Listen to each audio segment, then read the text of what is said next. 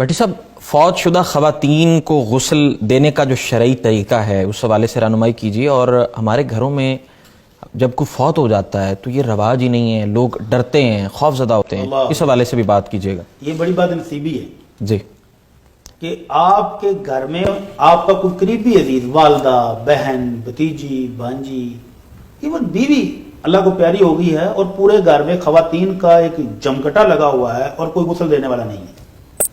تو خواتین فوت ہو جائیں تو ان کو غسل کا پہلی بات تو یہ ہے کہ ان کو غسل بھی خواتین دیں گی. جی. دوسری بات یہ ہے کہ جس جگہ پر وہ غسل دیں گی وہ بھی باپردہ ہونی چاہیے، بند کمرے میں یا کپڑا لگا کے پوری طرح کور ہونا چاہیے، کسی بھی غیر محرم کی نظر نہیں پڑنی چاہیے. جی. اس کے بعد یہ ہے کہ اگر خامد فوت ہو جائے تو شریعت نے اجازت رکھی ہے کہ اس کی اپنی بیوی اس کو غسل دے سکتی ہے.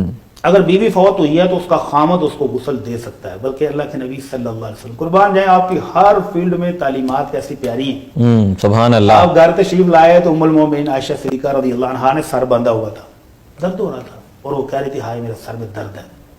تو نبی رحمت صلی اللہ علیہ وسلم نے محبت کے اظہار کے لیے، پیار جتانے کے لیے کہا عائشہ کیا حرج ہے اگر تم اس سے پہلے فوت ہو جاؤ تو میں تجھے غسل دوں گا، تجھے کفن دوں گا، تمہاری نماز پڑھوں گا، تمہیں خود دفن کروں گا. تو اس روایت سے علماء کرام نے یہ مسئلہ نکالا ہے کہ اگر خامد فوت ہو جائے تو بیوی، اور اگر بیوی فوت ہو جائے تو خامد کو غسل دے سکتی ہے. ان کا آپس میں کوئی پردہ نہیں ہے. جی. البتہ اگر کوئی دوسری خاتون فوت ہوتی ہے تو اس کو غسل دینے کے لیے خواتین ہی آئیں گی، باپ پردہ جگہ پر، بند جگہ پر، جہاں کسی کی نظر نہ پڑے غیر محرم کی.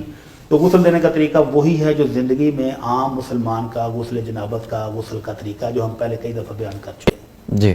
سب سے پہلے اس خاتون کو تھوڑا سا اوپر اٹھا کے پیٹ کو دبائیں تاکہ گلائش ہے تو نکل جائے، اور پھر جو غسل دے رہا ہے وہ ہاتھوں پر گلفز وغیرہ پہن کر تو اس کو استنجا کرے گا. جب اچھی طرح استنجا ہو جائے، لیکن جسم اس کا پورا کور ہوگا، اس کے اوپر چادر وغیرہ ڈال کر. عورت کا جسم عورتوں کے لیے بھی دیکھنا جائز نہیں ہے. جی. وہ چادر ڈال کر پردے کے اندر ہی اس کو غسل دیں گی.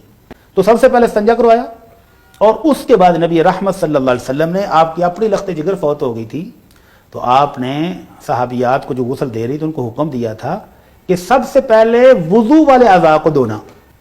تو اس علماء کرام کہتے ہیں کہ پہلے اس کو وضو کرایا جائے.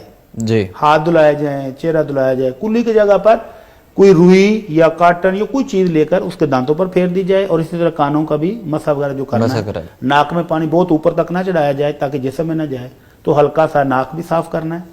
تو یہ سارے اعضاء جس طرح وضو میں ہم کرتے ہیں 3 بار دھونا ہے. دھونے کے بعد پاؤں بھی دھو لیے، سر کا مسح بھی کرا دیا.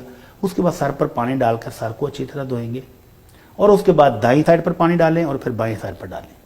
تو وضو کو وہی طریقہ ہے جو زندگی میں وضو کرنے کا مسلمان کا طریقہ ہے، وہی مکمل وضو میت کو بھی کرائیں گے. پہلے وضو کرایا جائے، پھر اس کے بعد مکمل وضو، اور اس کے بعد سر میں پانی ڈال کر سر کو اچھی طرح دھو لیا، اور پھر دائیں سائڈ پر پانی ڈالا اور پھر بائیں سائڈ پر ڈالا.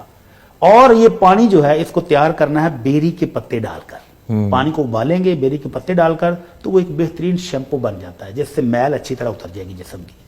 اگر یہ بیری کے پتے میسر نہ ہوں تو صابن بھی کام دے سکتا ہے. جی. اور پھر اللہ کے نبی صلی اللہ علیہ وسلم نے حکم دیا تھا کہ میری بیٹی کو 1 یا 3 یا 5 یا 7 دفعہ غسل دینا.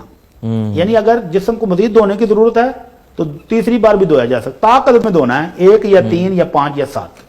اور جب آخری مرتبہ دھونے لگے ہیں تو اس پانی کے اندر کافور ڈالیں. ایک خوشبو ہے جو مل جاتی ہے بازار سے آسانی سے، تو وہ جو آخری دفعہ اس کے ساتھ دھوئیں گے تو یہ جو قبر کے کیڑے مکوڑے مٹی کے ہوتے ہیں وہ پھر میت کے جلدی قریب نہیں آتے. کافور. ہاں جی. تو یہ غسل مکمل ہو گیا. 1 دفعہ دیں یا 3 دفعہ یا 5 دفعہ. تو یہ غسل مکمل ہونے کے بعد خاتون کے سر کے بالوں کی 3 مینڈیاں بنانی ہیں. 3 مینڈیاں بنا کر تو وہ کمر کے پیچھے ڈال دینی ہیں. پھر اس کے بعد اس کو کفن پہنائیں گے اور پھر دفن کریں گے. اور اگر جسم پر زخم ہو، آپریٹ ہوا ہے، جی، اگر اس حصے کو دھونے سے پانی جسم میں جانے کا خطرہ ہے تو وہاں پٹی وغیرہ لگی ہوئی ہے، وہاں صرف مسح کر دیں بس. جی. گیلا کپڑا اس کے اوپر پھیر دیں، اتنا ہی کافی ہے، اور باقی جو جسم ہے اس کو دھو دیں. باقی جسم کو دھو دیا جائے.